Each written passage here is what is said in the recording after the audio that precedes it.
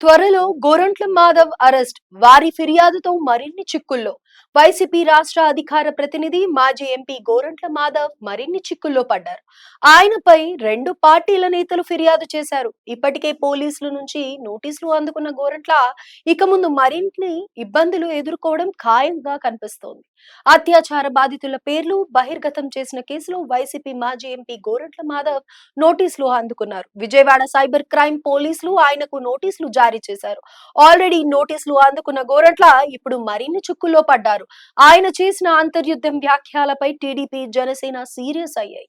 ఈ విషయంపై ఎస్పీకి ఫిర్యాదు చేశాయి. మాధవ్ మీద చర్యలు తీసుకోవాలంటూ ఎస్పీ జగదీష్ కు ఆ రెండు పార్టీలు కంప్లైంట్ చేశాయి. రాష్ట్రంలో అలజడులు సృష్టించి శాంతి భద్రతలకు విఘాతం కలిగించేలా ఆయన వ్యాఖ్యలు ఉన్నాయని ఫిర్యాదులో తెలిపాయి.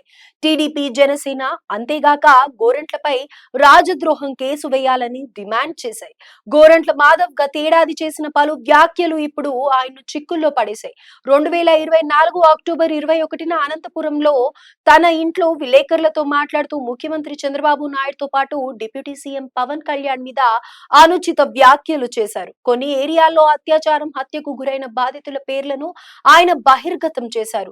దీంతో అదే ఏడాది నవంబర్ 2న విజయవాడ సైబర్ క్రైమ్ పోలీసులకు ఫిర్యాదు చేశారు. రాష్ట్ర మహిళా కమిషన్ మాజీ chairperson Vasireddy Padma section 23/4 of POCSO BNS 72-79 సెక్షన్ల కింద గోరెంట్ల మీద కేసు నమోదు చేశారు. ఇప్పుడు ఇదే కేసులో సైబర్ క్రైమ్ పోలీసులు ఆయన విచారణను చేపట్టనున్నారు. ఏపీ ప్రభుత్వంలో అంతర్యుద్ధం మొదలైందని వైసీపీ నేత గోరంట్ల మాధవ్ చేసిన వ్యాఖ్యలు వివాదాస్పదంగా మారాయి. దీంతో మాధవ్ వ్యాఖ్యలపై అభ్యంతరం వ్యక్తం చేస్తూ అనంతపురం ఎస్పీకి కూటమి నేతలు ఫిర్యాదు చేశారు. రాష్ట్రంలో శాంతి భద్రతలకు విఘాతం కలిగేలా మాధవ్ వ్యవహరించారని ఫిర్యాదులో పేర్కొన్నారు.